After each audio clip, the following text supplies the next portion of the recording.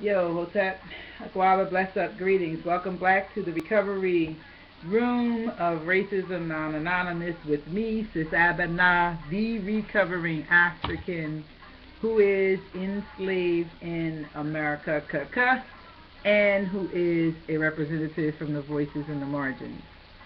I am also true to the cause of African liberation via unification and utilizing the tool of healthy and effective communication. I am the traumatized traumatologist, trauma queen, and queen of trauma. That is trauma and traumatic stress. What it is and how it works in the lives of African descendants, specifically first and foremost. And I am me, Mama Earth, the mommy, Mama Africa, Mama Earth. And yeah, this is another episode in Abana's world. Yeah, so this is our reality show coming to you from the margins of madness, and that margin that I refer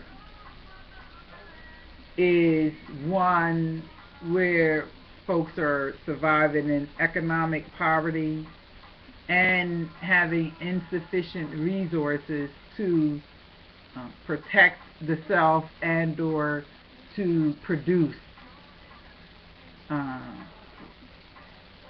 what the self came to produce, to be productive and benefit from those gifts, skills, talents. So the helicopters are back. The helicopters are back.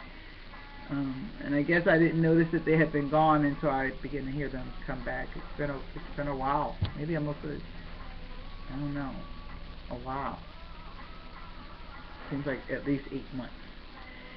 Anyway, being quote unquote traumatized and understanding trauma and traumatic stress, what it is and how it works, first and foremost, is useful for you to understand, I believe,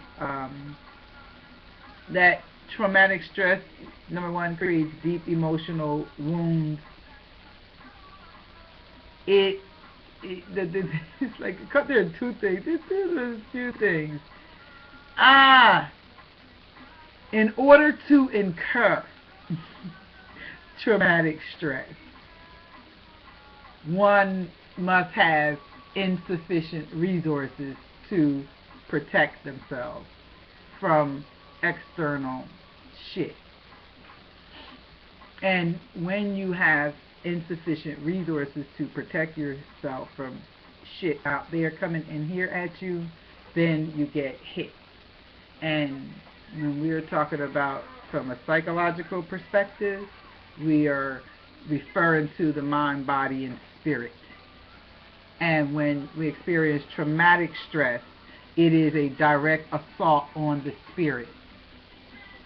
And because it is a direct assault on the spirit, we recognize and understand how deep the wound was, because it had to get through the mind, the body, the mind, in order to get to the spirit, to get down in there deep. And so having insufficient resources and to protect the self, provide for the self, and produce from the self is the margin that I exist in, surviving in poverty. And for me, that is despite of and in spite of having done all of the things that we were encouraged and taught to do in order to be in a position to protect and provide and be productive for the self. That was go to school, don't be no fool, go to school, get an education, master a trait, a skill, and then you will be able to provide the service and receive compensation. That is what it was said would happen in a quote unquote being free from slavery. That was the opportunities that we were supposed to have, and that's how it was supposed to work. Instead, or rather, what they didn't say was that when you went through this process to stand in the position socially and making a sufficient amount of return to fully provide for and protect yourself. Wealth helps you protect yourself because you have lots of land, lots of space, lots of house, lots of things, that all these things protect you. Yet when you have insufficient resources, you live in a small apartment, it is cramped, you have not a lot of protection, the walls are thin, you can come through there at any time. You get no warning, boom, they're in. When you have that wealth and that protection, you have that distance, people have to come up a while to your property. They can't just like come through the walls, like that. But,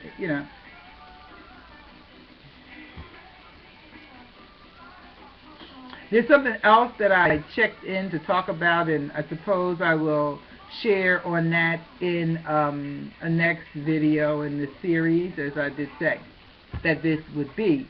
And I see how many more folks had been able to pick up on this revolution when it happened in terms of YouTube, the ability to come forward live and in person to the whole world through the World Wide Web, right? And many folks, I have had insufficient resources in terms of knowledge, technical skill and knowledge, in terms of time to learn that stuff, money, and what it took to be able to learn it, not having the time to devote to it in a way that would help me move it forward, because I was having to be involved with taking care of so many other areas that are left exposed when you have insufficient resources. And so you have lots more work to do to try to, keep up and protect yourself, provide for yourself, and produce for yourself. And so, in a nutshell, there, all of that is also to say, when, I've said before, I offer myself, or I'll say it now, I am the poster child for this nation's trauma. This is about a movement to recognize we, the people, here in the margins of the fucking madness of this shit. And to see and to know what the flip-flop you're doing to us. And it's like, or that our voice will be heard. It's like, it's clear that you know what you're doing to the people when you establish laws and rules and regulations that you know is going to cause significant harm to the people who need it most. Bad boy, Moosh. Come on, that's enough. So, always having to take care of this and take care of that. Anyway, distractions and so forth. And that's part of the lived experience of those who require the most assistance. And so I offer myself, yes, as a poster child for trauma, in this movement to have the voices in the margins be heard and to have our stories told, documented, and possibly, yes, potentially preserved. For maybe 50 years from now, folks might get something and begin to do something different, to know what not to do, to know what happens when you do this, and that. Shh. Bad boy. Bad boy. And so, as you see, there's some things, I don't want to say things because it's not a thing, but there's some other energies that require attention and space. That's just one of them.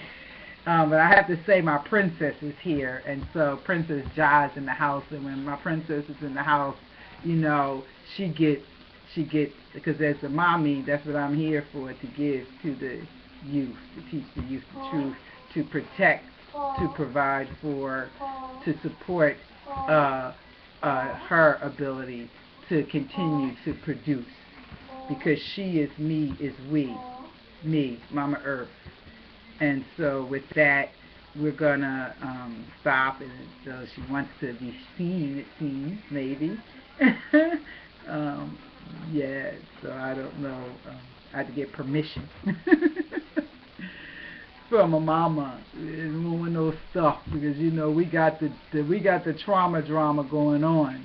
We sisters, it's pretty sad. The sisters of African descent for sure, and given the levels of trauma drama and that I most certainly will not allow this child to be presented to the World Wide Web without the permission of her mama, her mama, you know, and she will get me, you know, so that we do that. So till next time, thanks for listening, and peace.